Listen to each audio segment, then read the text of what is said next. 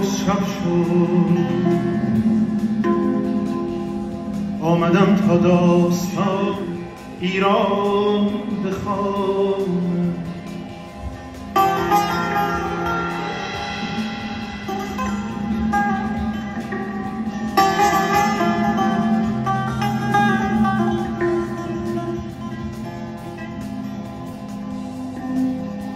قلب تبدار زمین جان جهان زخمیست، از غم تاراج ها، از جنگ ها، از رنج ها، از درد و فقر ساکنان سرزمین گنج ها زخمیست. ایران ایران زخمی.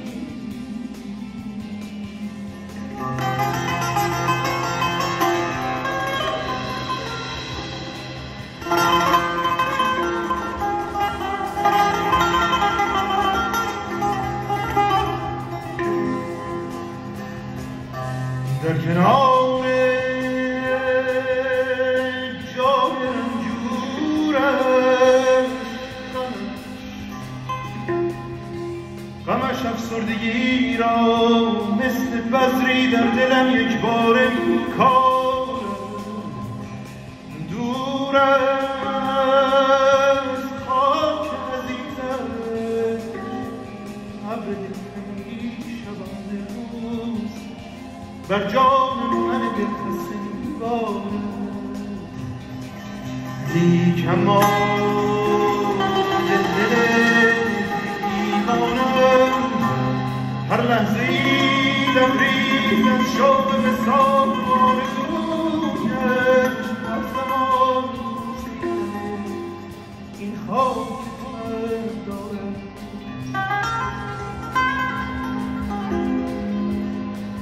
هان بگو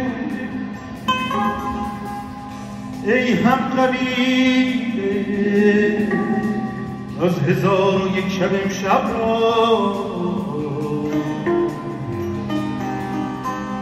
کدامین چشم بیدار است. دلم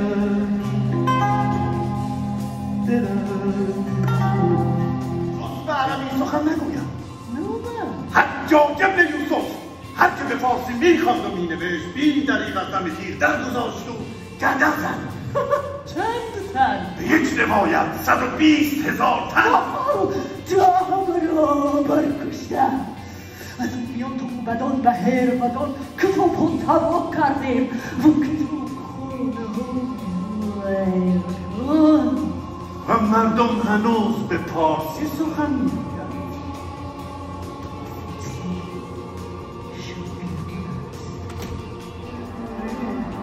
از پدرم چنگیز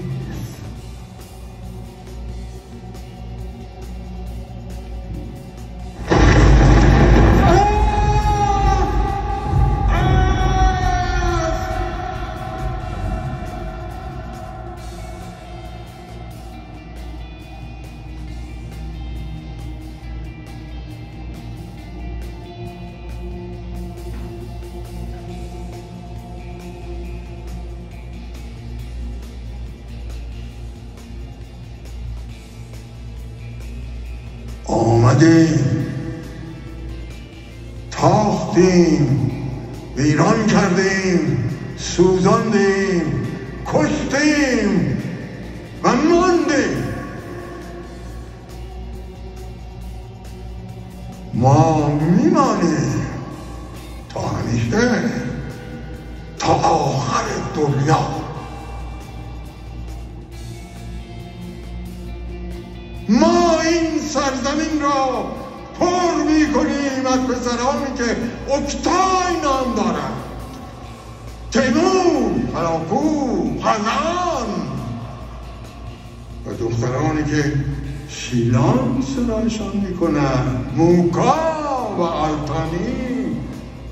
آه آلتانی دخترم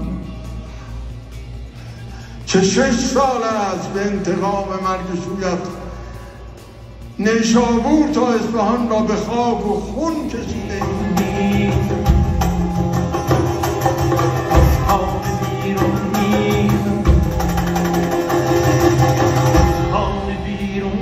میزنم در زیر باران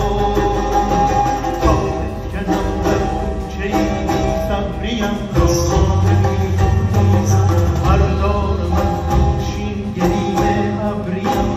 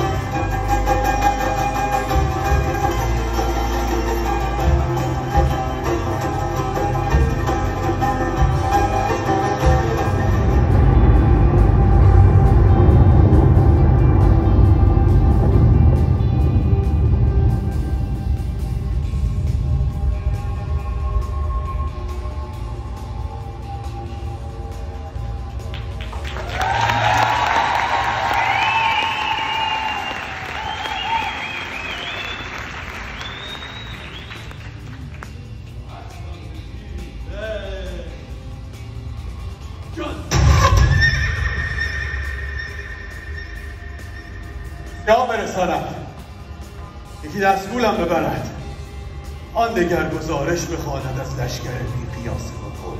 من بگویم؟ بگو که نوبت بیمرادی گذشته. کار ما بر مغول دراز شده. تو بر این روزگار آزگار خبر از که رسیده؟ از من. تو کیستی؟ خبر از که داری و از چه؟ از مغولان که پشت دروازه قرآن خیمه زدن.